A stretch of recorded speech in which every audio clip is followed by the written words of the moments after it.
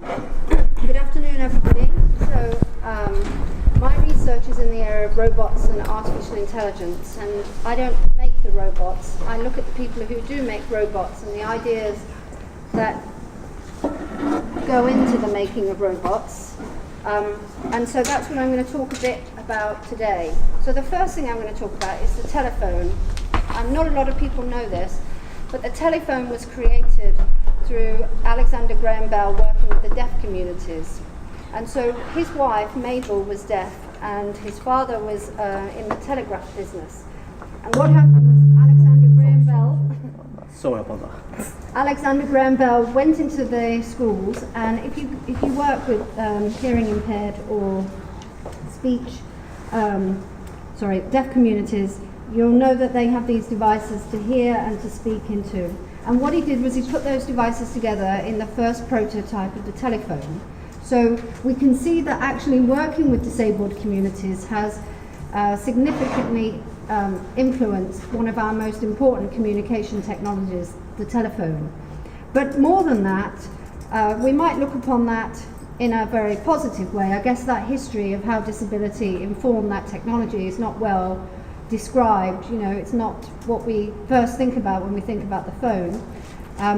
But actually, a lot of technologies, there is an underlying idea about disability that is shaping how the technology is created. It's not just that, if you like, researchers or businesses create an idea of a social or personal need. So they look around society and they identify something that is needed, and then they decide to create a technology. That's part of it, which I'm going to talk about in a minute, but I'm talking about the ideas that inform them.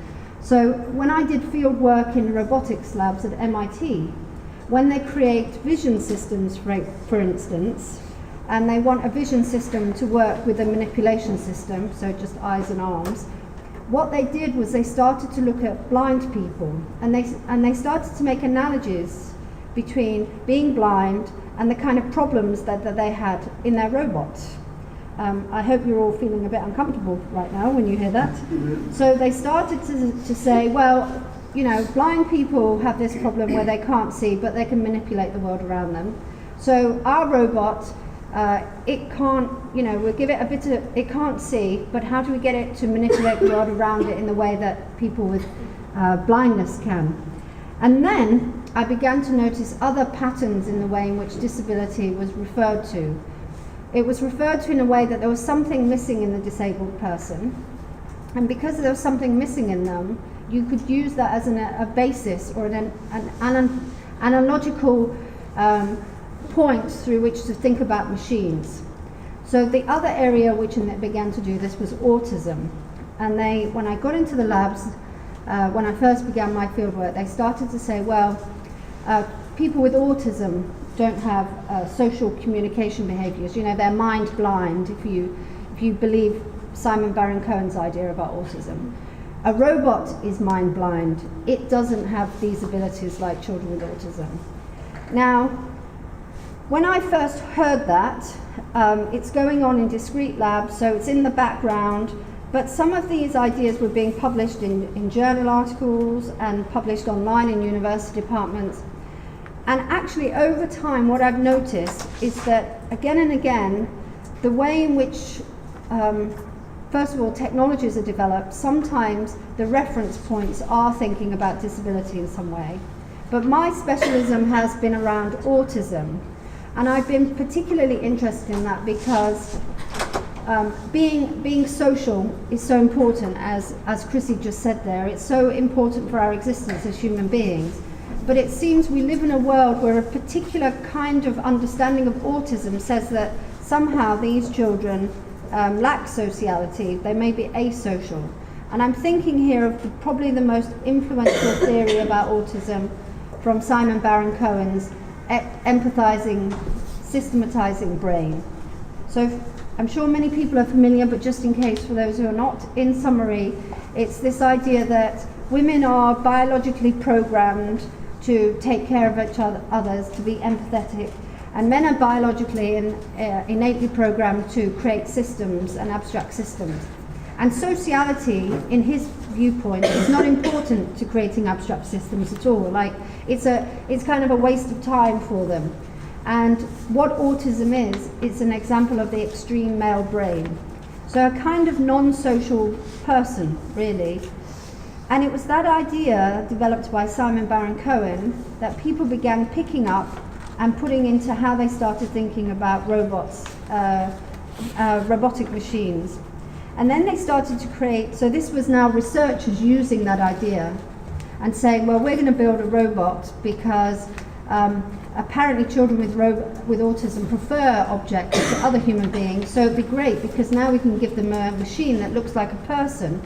And then they went further than that. They said that now you can teach the child with autism about the social through the machine. So what we'll do is we'll create a machine that looks like a human and has all these behaviors, and somehow when the child with autism interacts with that machine, they'll know how to become social. I have a whole book coming out on this, which is due out next week, so and that's not a plug, it's really expensive, so get it into your library. But what I began to notice was these analogies between people with autism and machines were routinely circulated in this area. And I think even in popular culture, there is this idea that somehow if you have autism or Asperger's, that you're this kind of Dr. Spock character. You know, you look through the world, you look into the world as in this calculating, logical way. I think that is primarily a stereotype, because anyone who's done research with people with social communication difficulties will know that's not true at all. But I'm going to tell you about some of the consequences of, and ideas have consequences in the world, and ideas that become powerful and become circulated get taken up by other people, and they get turned into other, they kind of start to certify that idea. So the idea of children with autism as being not social developed, coming out of the work of Simon Baron-Cohen and Rutter and all those people who talked about autism as a non-social state, or even narcissistic. Even psychotherapists talked about it as narcissistic. What they do now in educational environment is they put a lot of emphasis, for example, on the objects in the child's life. And I went to a school and I spoke to a teacher, a deputy head, and I asked him, I said, what is the consequence of an idea that focuses around the objects in the child's life?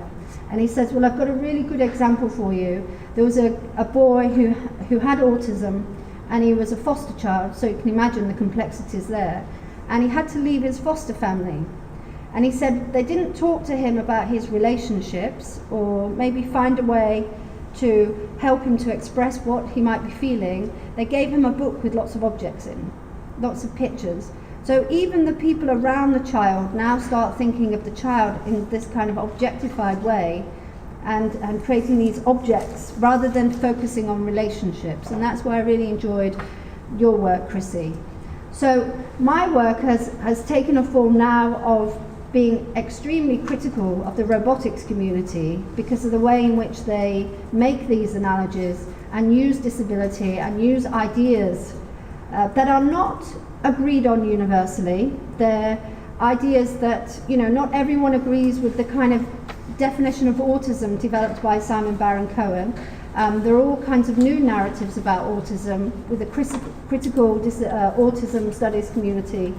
We know that autism hasn't existed across space and time in exactly the same way. It's undergone changes and redefinitions.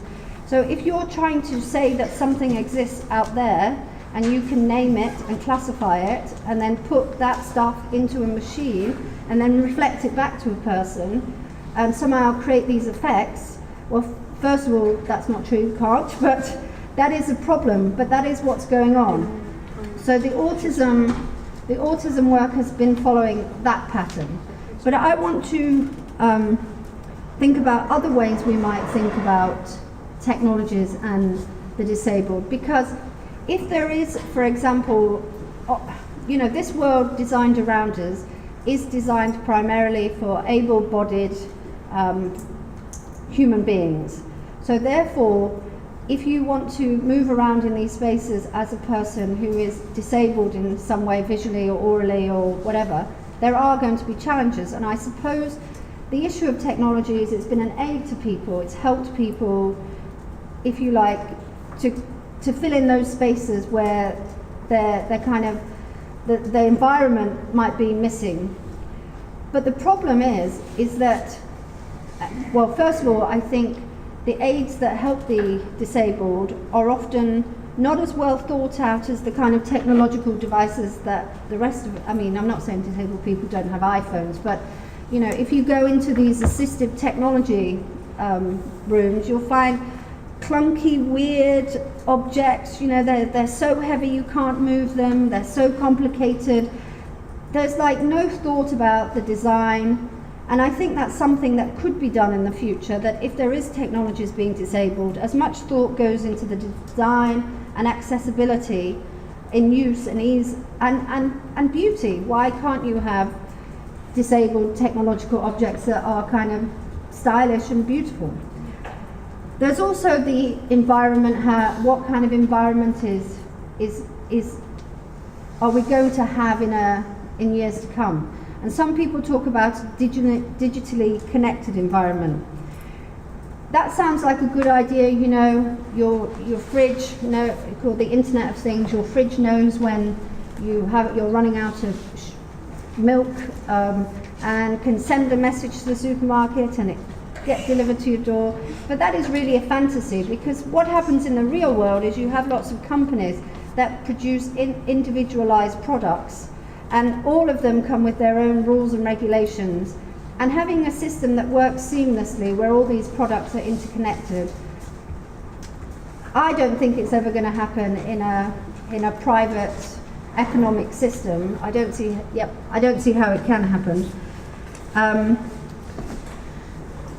But I think, you know, I think we should criticize technology where we think there are problems with it, where it's based on dehumanizing ideas about difference. But I think we should also think about how we can utilize it. And it comes back to the creativity point. If everyone in this room took a more active role in those decisions that were made about the technologies that were produced, we would have different kinds of technologies. So I would say that. And the last thing I want to say is just about relationships, because we tend to live in a world focused around objects. We live in a capitalist system, and everything is about consumer goods, buying. If you buy this object, if this object comes into your life, you'll be this, that, and the other.